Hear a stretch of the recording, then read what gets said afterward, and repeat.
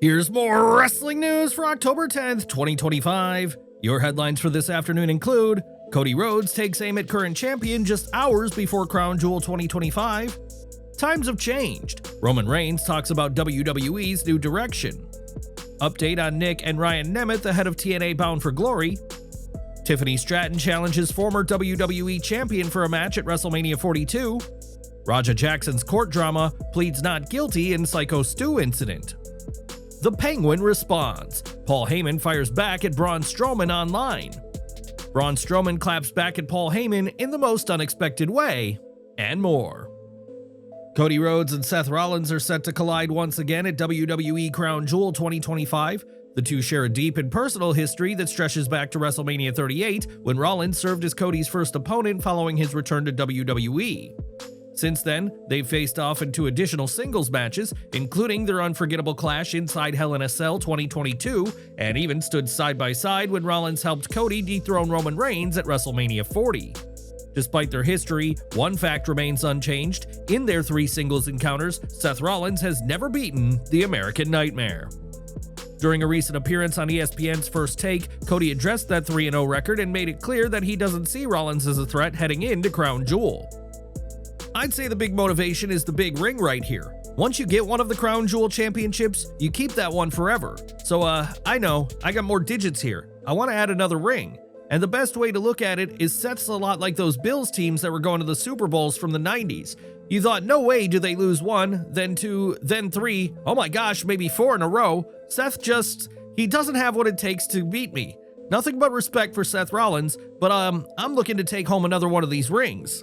As the two prepare to face off once more, their rivalry feels more personal than ever, and whether it ends in triumph or heartbreak, Crown Jewel 2025 could mark the defining chapter in their storied saga.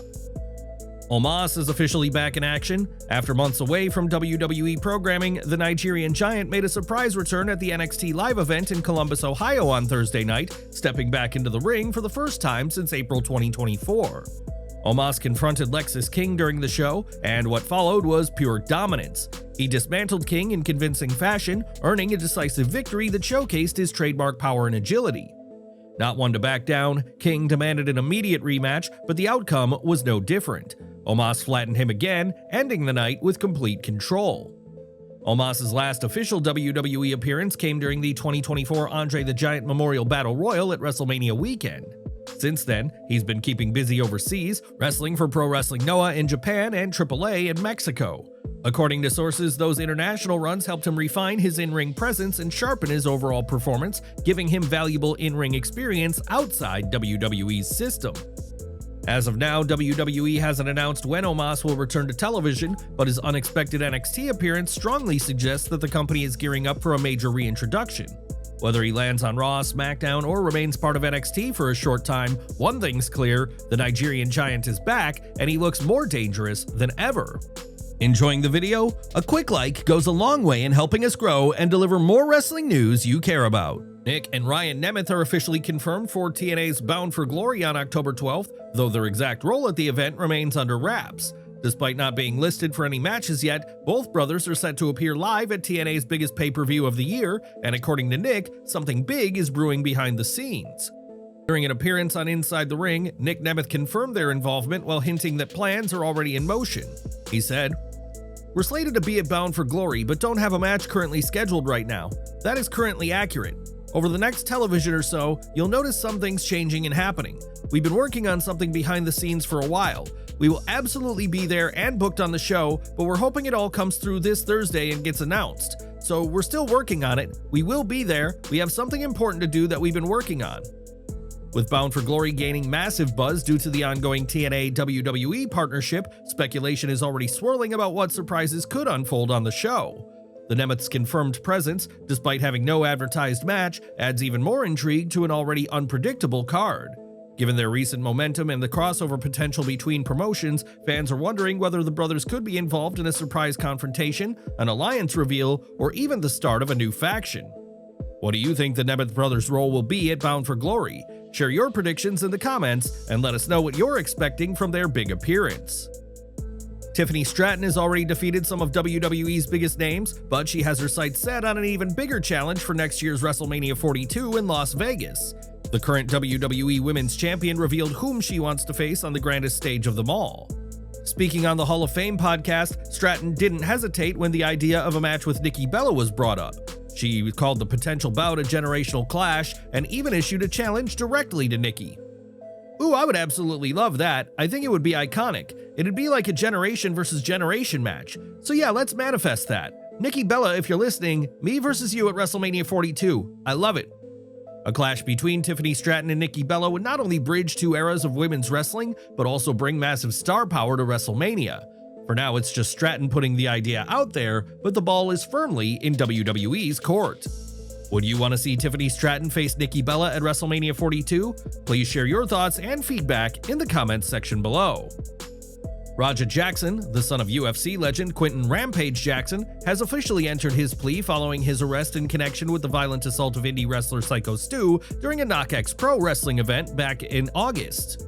According to TMZ, Jackson arrived at the San Fernando courthouse dressed entirely in black and accompanied by his legal team. Reporters were on site attempting to get his reaction to the charges, but Jackson declined to make any public comment, keeping his head down as he entered the courthouse.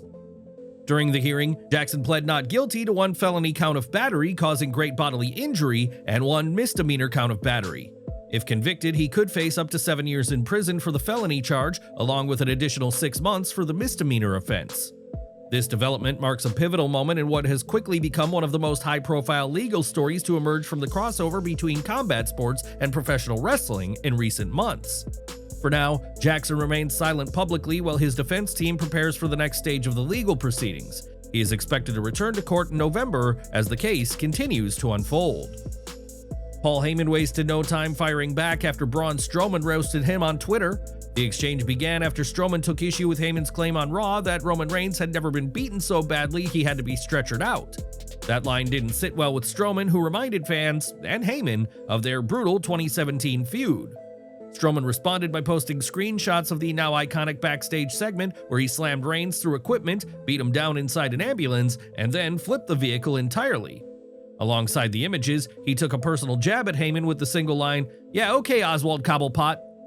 The Penguin reference, aimed at Heyman's appearance, quickly went viral, and the wise man himself wasn't about to let it go unanswered.